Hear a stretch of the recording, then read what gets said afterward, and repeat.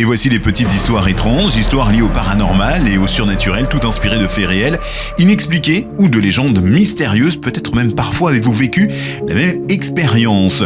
Voici 2 petites histoires étranges. On ira dans l'Aude avec la maison de la cité à Carcassonne et la Dame Blanche de Palavas-les-Flots, c'est dans l'Hérault. Pensez à vous abonner à la chaîne Paranorfix pour être prévenu de la sortie des nouveaux podcasts et récits. On commence avec la première petite histoire. La maison de la cité à Carcassonne, c'est dans l'Aude. La cité médiévale de Carcassonne avec ses remparts et ses ruelles a toujours été un rêve pour moi. J'ai réussi à louer une petite maison entre les vieilles pierres, dans une rue qui sentait la pierre bien sûr, et le temps. Les nuits sont profondes, ponctuées par les pas de rares passants et le cri lointain d'un chat. C'était une parenthèse parfaite, jusqu'à l'instant où l'histoire de la maison m'a rattrapé. La première chose étrange est survenue la première semaine. Des voix. Pas le brouhaha de tourisme, non.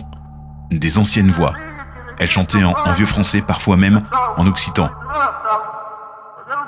Je les entendais le soir quand tout était calme, venant de paliers ou d'une cloison. Fascinant au début et puis pesant à force. Un soir, j'ai retrouvé un vieux manteau suspendu dans le corridor, alors que je n'en possédais pas. La peau semblait usée, au point d'être brillante. Comme si quelqu'un l'avait porté pendant des années. Je l'ai jeté au placard. La nuit suivante, une silhouette est apparue à l'entrée de ma chambre. Un homme, en armure, haletant, le visage marqué par la fatigue. Il n'a pas parlé.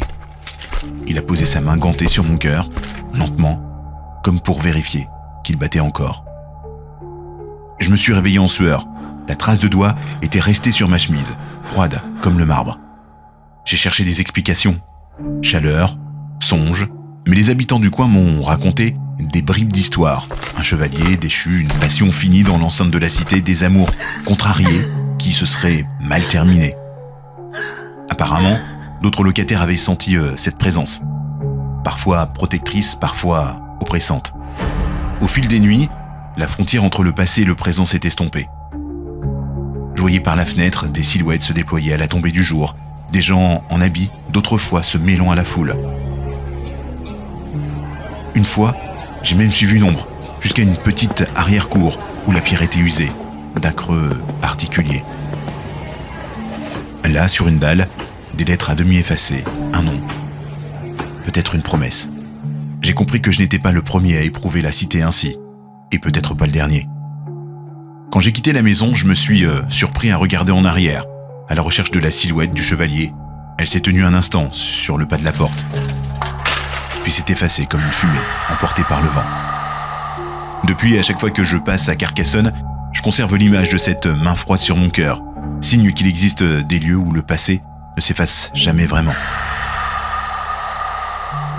Pour la deuxième petite histoire inspirée de faits réels, c'est une Dame Blanche, celle de Palavas-les-Flots dans l'Hérault.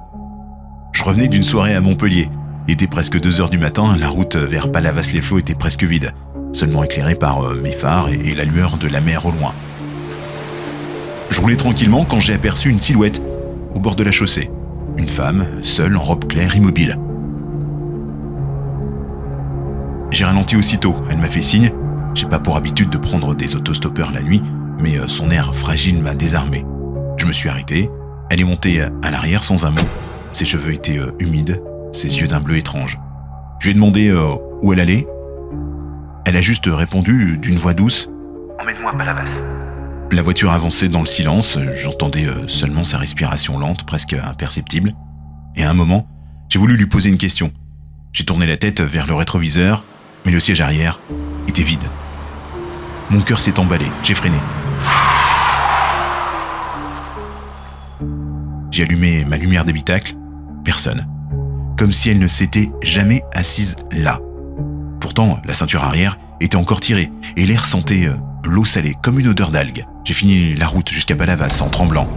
Devant la plage, j'ai juré voir une silhouette blanche marcher au bord des vagues, s'effaçant lentement dans la brume.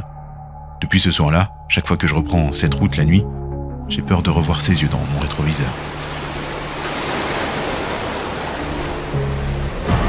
D'autres petites histoires étranges, d'autres podcasts et récits liés au paranormal ou au surnaturel, des faits inexpliqués réels ou des légendes mystérieuses, des récits ou des histoires fictives sont dispo sur la chaîne Paranorfix. Pensez à commenter, liker ou vous abonner pour être prévenu de la sortie des nouveaux podcasts et récits.